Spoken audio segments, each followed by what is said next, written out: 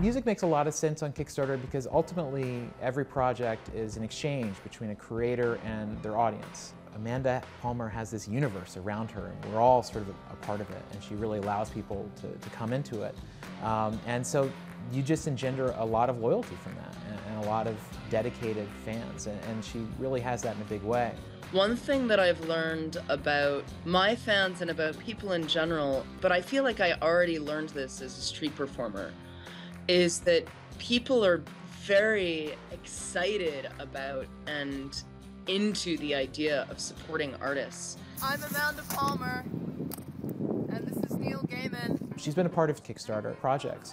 One was for a tour with her husband, Neil Gaiman, that combined Neil doing spoken word things, he's a very famous author, and then her doing music stuff. I think it's important with Kickstarter that you shoot for the absolute basic and then just hope for the best. The Kickstarter goal was 20 grand, which was basically just what we would need to get the project off the ground and to print a bunch of CDs and hire the recording engineers. And, you know, in the worst case scenario, this would still be worth it. We're gonna play music and make music and read things that we've written.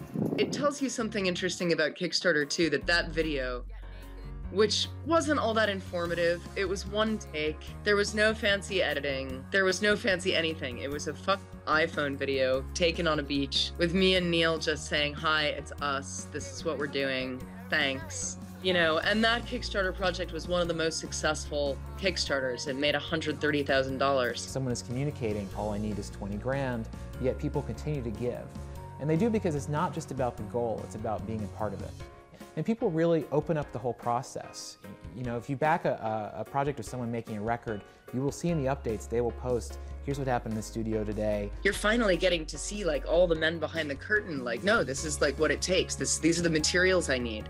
This is what I have to do. This is how long it's gonna take. But be part of the process and watch me making this, and then I'll get to give it to you.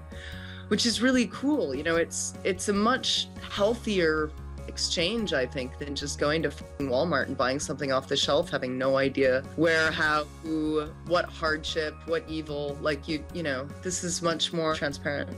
I'm constantly checking in on Kickstarter and really inspired by everything I see. I look to other people's projects and tiers and packages for inspiration. I'm about to Kickstarter my own record. That's coming this spring, and I'm hoping to do something really creative, because it really is like anything you can think up, you can do it.